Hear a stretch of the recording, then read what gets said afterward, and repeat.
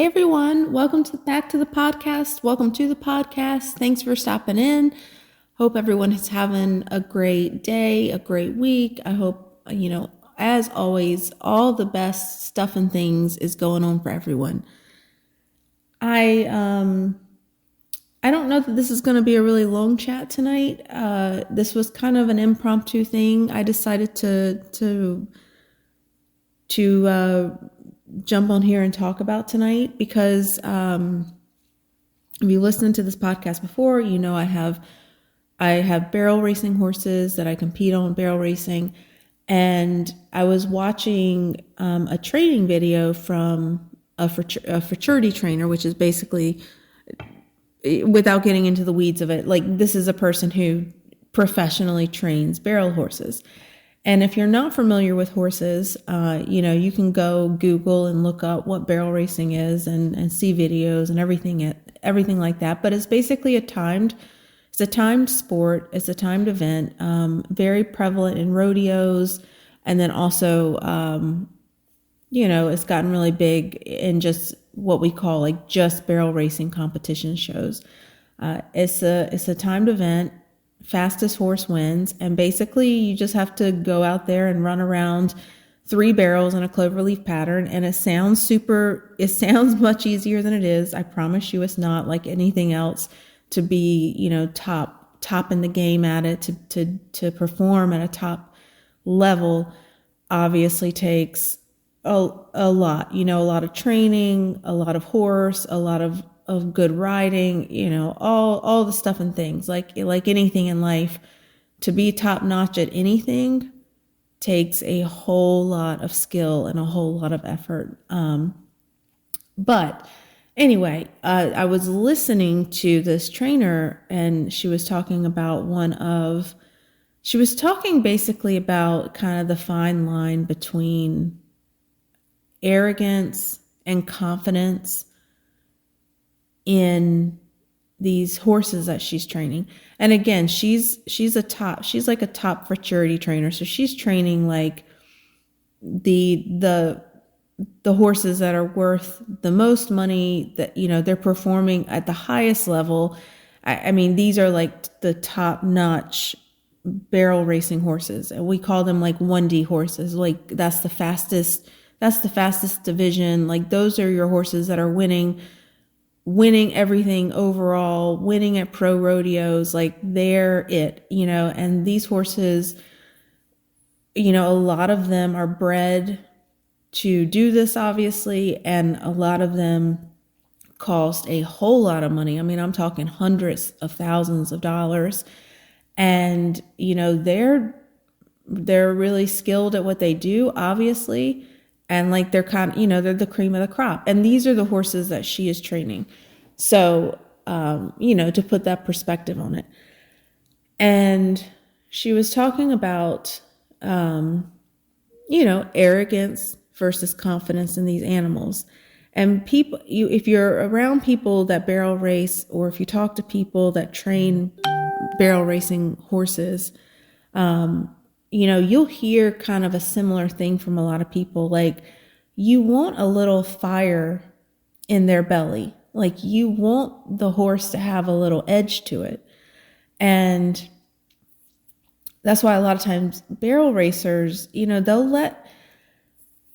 don't want to say you let your horse get away with things, because there's definitely a line between good behavior, bad behavior, safe behavior, not safe behavior.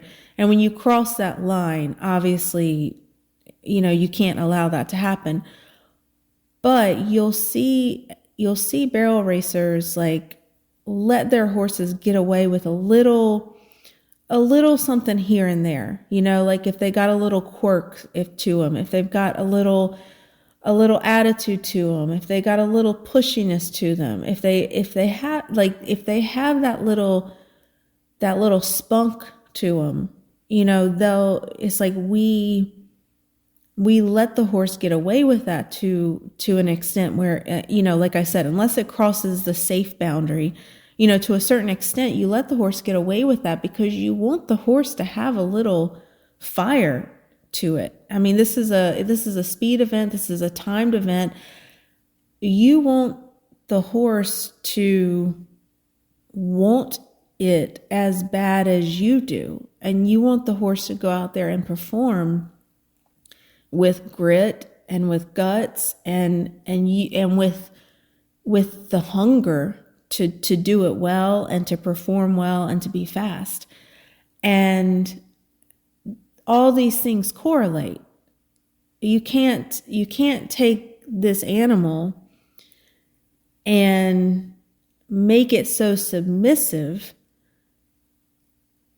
that then expect it to turn around the next day and go out there and give you the attitude, give you the fire, give you the grit to perform at the highest level.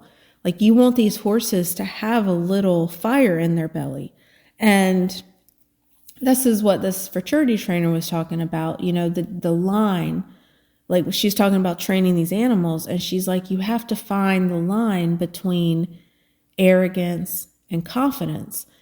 And she's like, the best horses, often they're a little overconfident. They kind of cross that line and go a little to the other side of arrogance. Like, they think they got it figured out. They think they know what's best. It's like, get out of my way. Let me do this. I know what I'm doing. And let me go. And what she was kind of saying is, you might want to tolerate going a little over that line and having the horse be a little arrogant, because guess what? They're going to go in there and they're going to want to do the thing, and they're going to want to compete, and they're going to give you all they have. And they're not going to depend on your every single micromanaging move. It's like they go in there with the headspace of, hey, I got this, let's go.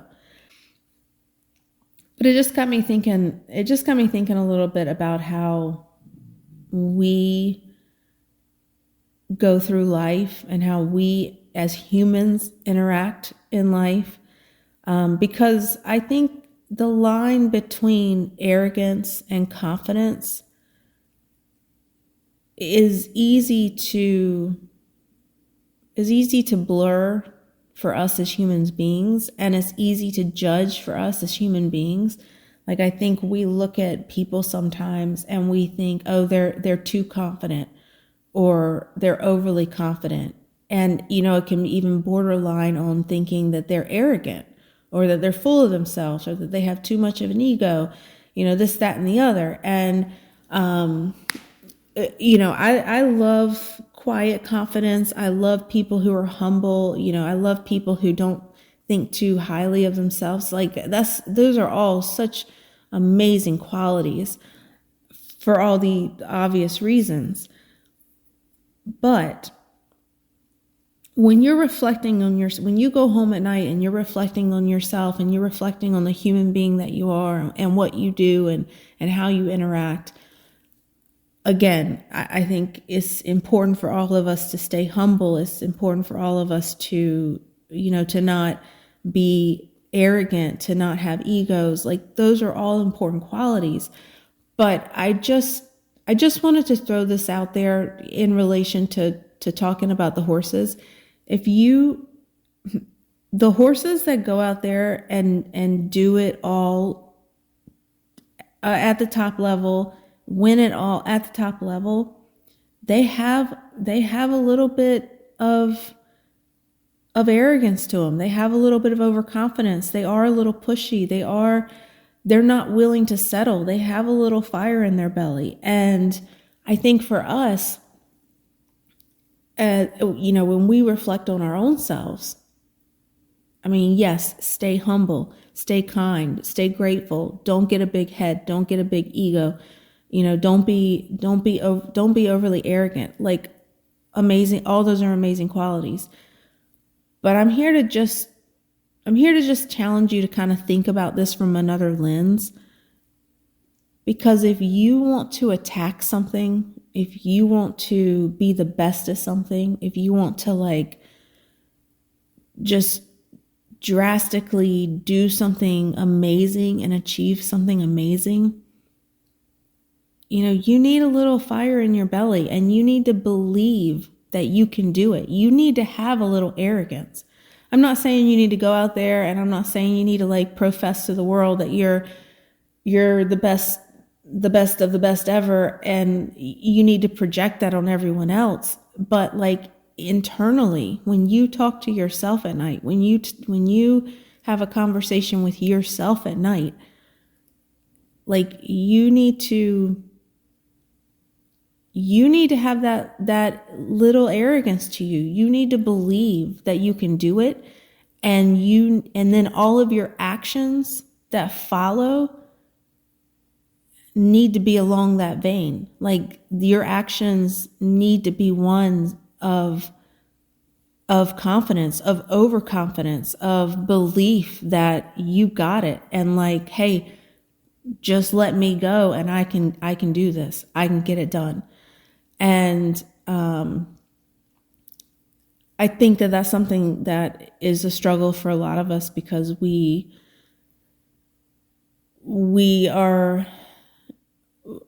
struggle to have, we feel like we have too much of an ego, or we feel like we are being arrogant if we believe in ourselves. And that's a real problem, because first and foremost, you have to believe in yourself. That is the first step to making anything happen, to achieving anything. And just like I'm talking about with the horses, like these animals, they need to believe in themselves. First and foremost, they need to believe that they can go out there and they can lay it down. Like they can make a run. Like they're talented. They're good enough. Like they can achieve it. That's the first step. Like they have to believe it. And they have to be hungry for it because they believe it. And I think that there's a lot of similarities, you know, for us in our own personal life. We have to believe it. You know, we have to believe we're capable. We have to have the fire, like the hunger, like because we know that we are capable to go out there and do the thing or achieve the thing. So just give this some food for thought. You know, this is not a message for anyone to go out there and become somebody with a crazy ego, or become somebody who's arrogant and thinks they can't be told anything. Or like it's not that message. But I do think we need to talk ourselves up a little bit in our minds, and we need to tell ourselves, yeah, like you should be confident. You know, you should be confident, and you should believe that you can do this, and you should believe that you can achieve this, and you should be hungry for it, and you should go out there and you should execute in the frame of mind that you know 100% you can do it, and you can achieve it. All right, we will talk again soon, and thanks for tuning in, and everyone have a great rest of your week. All right, bye.